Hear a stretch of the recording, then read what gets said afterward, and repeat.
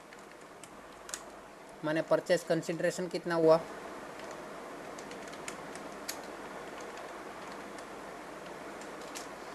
2,04,000 है ना, 2,04,000 उसके परचेज वैल्यू हो गई। अभी परचेज वैल्यू डिसाइड होने के बाद अगर यहाँ पे सभी एसेट्स और लायबिलिटीज़ का, सभी मिलकत और दायित्व का, मिलकत અને દેવાની કિંમત આપેલી હોય, નવી કિંમત આપેલી હોય તો આપણે એ પરચેસ કન્સિડરેશન પરથી આપણે ગુડવિલ ફાઇન્ડ કરવી પડે। શું ફાઇન્ડ કરવું પડે? શું ફાઇન્ડ કરવું પડે? गुडविल मतलब पागड़ी, मतलब ख्याति। ठीक है, चलो यहाँ पे तो ख्याति ऐसा कुछ दिया नहीं है। चलो अभी हम आगे बढ़े। चलो तो ये 2,04,000 हो गया। अभी हमें क्या करना है, ये जो बैलेंस शीट है, बैलेंस शीट में से सभी एंट्रीज को हमारे सभी अकाउंट्स में मतलब खातों में लिखना है ना। लेकिन कौन सा कहाँ पे लिखेंगे पहले से देख लेते हैं, हमें क्या क्या बनाना पड़ेगा। तो चलो सबसे पहले क्या दिया है, इक्विटी शेयर दिया है, इक्विटी शेयर कैपिटल दिया है। तो इक्विटी शेयर कैपिटल को कौन ले जाएगा, वो किसकी मालिकी का है, इक्विटी शेयर होल्डर्स की मालिकी का है ना। तो वो शेष आगे लाए मतलब बैलेंस कैरी फॉरवर्ड में आएगा by equity share capital account. यहाँ पे ऐसा नहीं लिखेंगे, equity share equity share Moody खातु, इक्विटी शेयर कैपिटल अकाउंट लिखेंगे।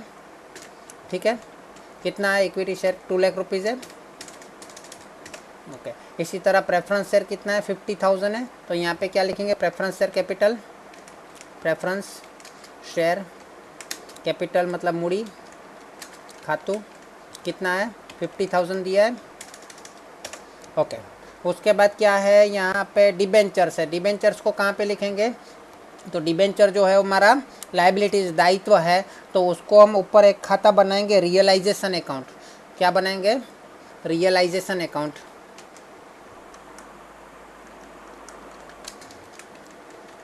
रियलाइजेशन अकाउंट मतलब माल मिलकत निकाल खातु, मतलब हिंदी में बोले तो वसूली खाता है ना। तो रियलाइजेशन अकाउंट में हम उसको जमा साइड मतलब क्रेडिट साइड लिखेंगे है ना, जो भी हमारा लायबिलिटीज़ होगा, दायित्व होगा, उन सबको है ना। तो यहाँ पे कितना है लायबिलिटीज़, डिबेंचर का लायबिलिटीज़ कितना है, 1 लाख रुपीज़ लिख दूँ।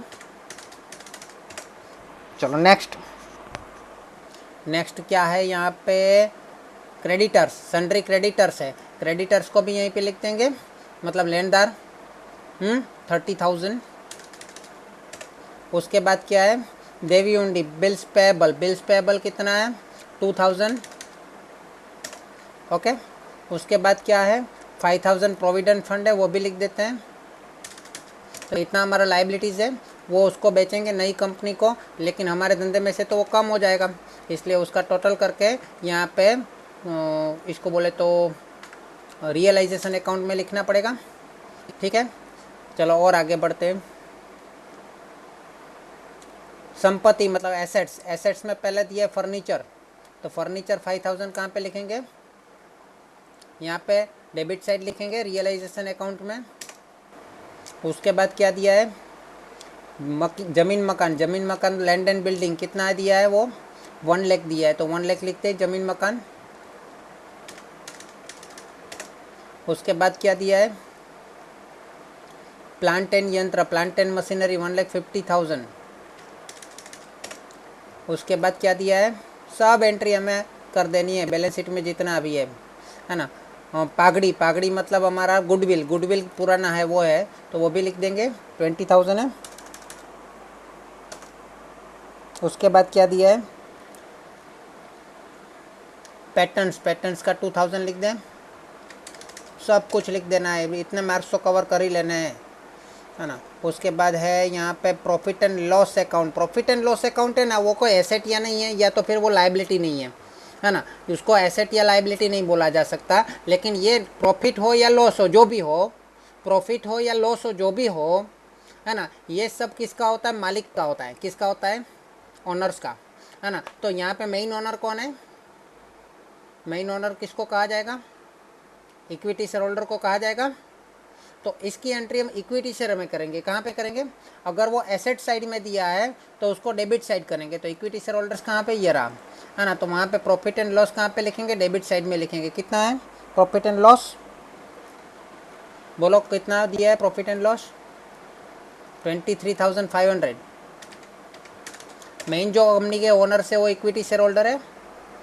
उसके बाद हमको क्या करना है, यहाँ पे क्या दिया है इसके अलावा? स्टॉक दिया है। स्टॉक तो हमारा एसेट है, तो स्टॉक तो हमारा रियलाइजेशन अकाउंट में जाएगा। स्टॉक कितना है? 30,000।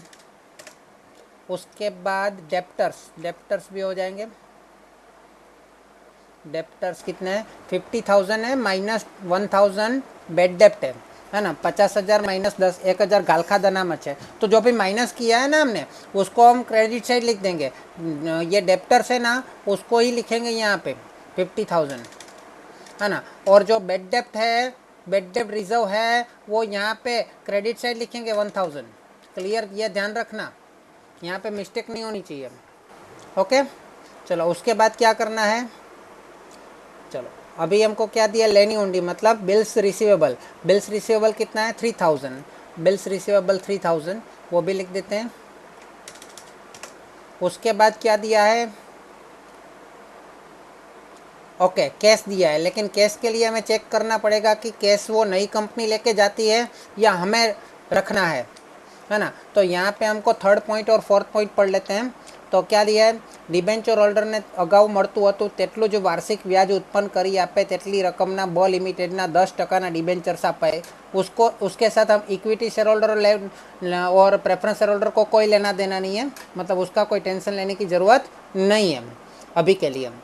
चलो तो चौथा क्या दिया है?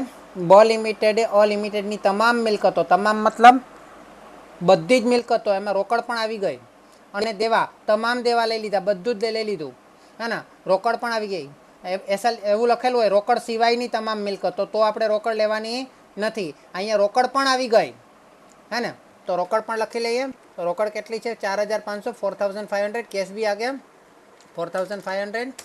ओके, तो टोटल इतनी एसेट हमने बेचनी है, इतना मतलब लाइबिलिटीज़ हमको बेचना है।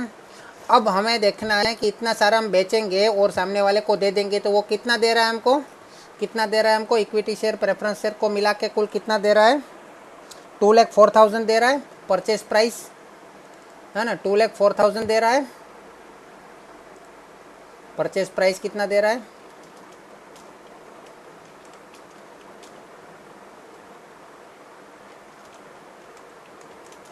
$2,04,000। अभी 2,04,000 अगर वो दे रहा है तो वो कंपनी, ये हमारा रियलाइजेशन अकाउंट है ना, उसमें नई कंपनी उसको दे रही है ना। तो नई कंपनी मतलब यहाँ पे बी लिमिटेड लिखा है, बी कंपनी नई कंपनी है ना।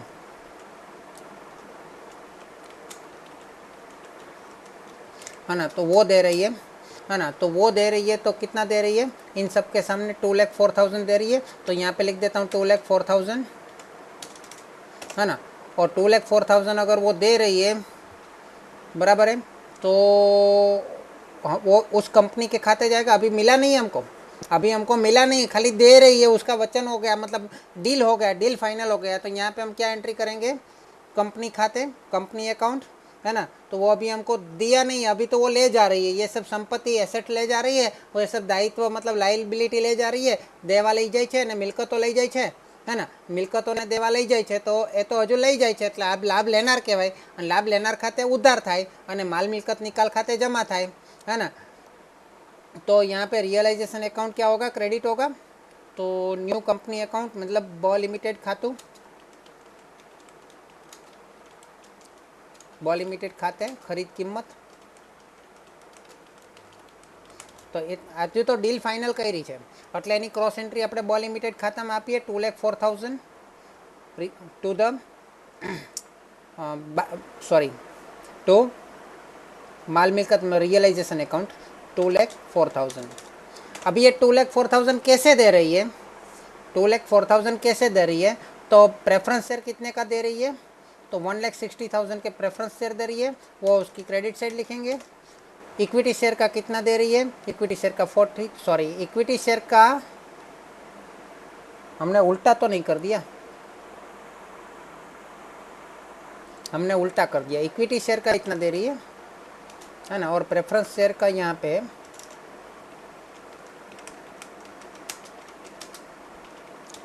तो प्रेफरेंस शेयर का कितना दे रही है, 40,000 दे रही है,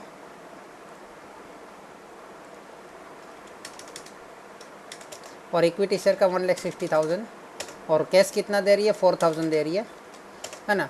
तो हमको कैश भी दे रही है क्योंकि हमारी कैश लेके जा रही है, और ये हमको अलग से कैश दे रही है। ओके, तो ये तीनों का अगर क्रॉस एंट्री करना हो तो इन तीनों का अकाउंट बनाना पड़ेगा। तो बी लिमिटेड का प्रेफरेंस शेयर अकाउंट हम बनाएं, तो उसकी क्रॉस एंट्री बी लिमिटेड के प्रेफरेंस शेयर अकाउंट में दे देते हैं 40,000, और बी लिमिटेड का इक्विटी शेयर का अकाउंट बनाए तो उसकी क्रॉस एंट्री हम इक्विटी शेयर अकाउंट में दे देते हैं 1,60,000, और कैश जो हमारे खाते अकाउंट में तो था ही नहीं, है ना, तो कैश अकाउंट बना देते हैं, उस पर 4,000 लिख देते हैं जो हमको मिला नई कंपनी से। ओके, तो 1,60,000 जो है यहाँ पे अगर टोटल करेंगे तो 1,60,000 आएगा, और इसको अगर इस साइड लेके जाएंगे तो 1,60,000 आएगा, और इसको हम यहाँ पे लेके आएंगे तो 1,60,000 आएगा। ये किसको मिलेगा, इक्विटी शेयर होल्डर को मिलेगा 1,60,000, ठीक है। इसी प्रकार यहाँ पे प्रेफरेंस शेयर होल्डर का कितना है, 40,000 है, टोटल करेंगे तो 40,000 आएगा, इस साइड टोटल करेंगे तो 40,000 आएगा, और इसको हम यहाँ पे लेके आएंगे तो कितना होगा, 40,000 हो जाएगा, है ना। और इसकी cross entry preference share holder को मिलेगा, ये सब प्रेफरेंस शेयर होल्डर किसको मिलेगा, प्रेफरेंस शेयर किसको मिलेगा, प्रेफरेंस शेयर होल्डर को मिलेगा कितना, 40,000 का, है ना। तो इक्विटी शेयर होल्डर और प्रेफरेंस शेयर होल्डर को कुछ ना कुछ मिल रहा है। चलो अभी देखो, ये न्यू कंपनी का प्रेफरेंस शेयर अकाउंट बंद हो गया, दोनों साइड टोटल सेम आ गया। न्यू कंपनी का इक्विटी शेयर होल्डर खाते का इक्विटी शेयर खाता बंद हो गया, अकाउंट बंद हो गया, है ना, क्योंकि वहाँ पे दोनों साइड 160 आ रहा है ना। और न्यू कंपनी खाता भी अकाउंट भी बंद हो गया, 2,04,000 सेम आ रहा है ना। अभी हमें कौन सा अकाउंट बंद करना है, अभी यहाँ पे आपको क्रम याद रखना पड़ेगा, ऑर्डर याद रखना पड़ेगा, है ना। खाता बंद करवानो क्रम याद रखो पड़े, how to close the account, in which order we have to close the account, है ना। तो सबसे पहले हम प्रेफरेंस शेयर होल्डर खाता बंद करेंगे, ध्यान रखिएगा। तो यहाँ पे 50,000 आ रहा है, और यहाँ पे 50,000 ले ले तो कितना डिफरेंस आएगा, 10,000 का डिफरेंस आ रहा है। ये 10,000 रियलाइजेशन अकाउंट में ले जाएंगे क्रॉस एंट्री, तो रियलाइजेशन अकाउंट में यहाँ पे 10,000 लेके जाए, है ना। 10,000 लेके गए तो क्या लिखेंगे यहाँ पे, प्रेफरेंस शेयर होल्डर खाते, quote to the preference shareholder account, okay, sorry by preference shareholder account, वहाँ पे 2 आएगा, यहाँ पे बाय आएगा, ठीक है। तो ये 10,000 हो गया। अभी हमें एक दो चीज़ और चेक करनी है ना। जैसे कि हमें कोई लिक्विडेटर खर्च, लिक्विडेशन एक्सपेंसेस, है ना, विसर्जन खर्च, वो चुकाना है कि नहीं चुकाना है। तो यहाँ पे कुछ लिखा नहीं है हमारे समायोजन में कि कुछ चुकाना है, लिखा है नहीं लिखा है, ओके। चलो उसके बाद क्या बोला है, वो कोई चीज़ हमको बेचने बाकी हो, जैसे कि कोई फर्नीचर बेचना बाकी हो, कि कोई रोकाण इन्वेस्टमेंट बेचना बाकी हो, है ना। तो ऐसा भी कुछ दिया नहीं है कि कुछ बेचना बाकी है, सभी तो नई कंपनी लेके जा रही है, अगर बाकी है तो उसको भी बेच देंगे, ठीक है। चलो अब क्या आएगा, हाँ एक चीज़ और है ना, ये डिविडेंड जो मिल रहा था ना इसको 4,000 रुपीज़ डिविडेंड, ये डिविडेंड जो है ना, एक्चुअली ये 4,000 पुरानी कंपनी का प्रेफरेंस शेयर का प्रॉफिट हो जाएगा, तो वो भी यहाँ पे लिखना पड़ेगा 4,000, है ना। तो वो भी हमने लिख दिया, पुरानी कंपनी के लिए वो प्रॉफिट हो जाएगा। चलो और क्या बाकी है, हो गया। चलो हमें वो नहीं देना है कि यहाँ पे प्रॉफिट हो गया वही लिखना है। चलो और क्या हो गया, ओके, तो सब खत्म हो गया। अब ये रियलाइजेशन अकाउंट हमें बंद करना है, रियलाइजेशन अकाउंट बंद करेंगे, उसके पहले देख लेते हैं कैसे, ओके ठीक है, वो सब भी ठीक है, ओके। रियलाइजेशन अकाउंट हम बंद करते हैं, तो रियलाइजेशन अकाउंट बंद करते हैं तो दोनों साइड टोटल कितना आ रहा है, एक साइड 3,68,500 आ रहा है, एक साइड 3,52,000 आ रहा है, तो डिफरेंस कितना हो रहा है, कोई मुझे बताएगा डिफरेंस कितना आ रहा है, 16,500 डिफरेंस आ रहा है। ये जो डिफरेंस है वो किसको मिलेगा, या किसके भाग में, यहाँ पे तो खोट है, खोट मतलब कि यहाँ पे लॉस हुआ है ना, तो वो इक्विटी लॉस हुआ है या फ़ायदा हुआ, इक्विटी शेयर होल्डर जो होते हैं ना, मेन मालिक होते हैं ना, मेन ओनर होते हैं ना, उसके भाग में जाता है, उसके पार्ट में जाता है ना, वो भी खोटी हुआ, लॉस हुआ, ठीक है। तो 16,500, तो उसकी क्रॉस एंट्री हम 16,500 उसके अकाउंट में दे देते हैं, 16,500 है ना। अब इन दोनों साइड का टोटल चेक करते हैं, इन दोनों साइड का टोटल करें तो क्या हो रहा है, ये दोनों साइड का टोटल करें तो क्या हो रहा है, 2 लाख આવે છે બરાબર છે 2 लाख આવે છે, 200,000 तो 200,000 है ना। वो 4,000 रुपीज़ जो था ना, ये इक्विटी शेयर होल्डर को नहीं मिल रहा है, ये बैंक में जो 4,000 रुपीज़ मिल रहा है वो इक्विटी शेयर होल्डर को नहीं मिल रहा है ना, प्रेफरेंस शेयर होल्डर को भी नहीं मिल रहा है, उसका डिविडेंड भले ही है लेकिन वो कि कहाँ पे जाएगा, रियलाइजेशन अकाउंट में उसकी एंट्री हमने किया था, याद है, 4,000 टोटल आएगा, 4,000 टोटल आएगा। तो वो रियलाइजेशन अकाउंट में हमने लास्ट में लिखा था 4,000, जो कि उसको कैश मिल रहा है, कैश चुकाना है ना। फिर से मैं बता रहा हूँ क्या हुआ, ये प्रेफरेंस शेयर होल्डर का 4,000 डिसाइड किया था ना, तो वो नई कंपनी ने हमको दिया, नई कंपनी ने हमको वो कैश दिया, लेकिन वो चुकाना तो पड़ेगा ना प्रेफरेंस शेयर होल्डर को, तो यहाँ पे प्रेफरेंस शेयर होल्डर को वो 4,000 रुपये चुका दिया जा रहा है, ये 4,000 रुपीज़ चुका दिया जाएगा, तो बैंक यहाँ पे चुका दिया जाएगा हमारे लिए, यहाँ पे लॉस हो गया, लेकिन यहाँ पे preference share holder cash account में यहाँ पे माइनस हो जाएगा 4,000 रुपीज़। क्लियर, सवाल समझ में आया।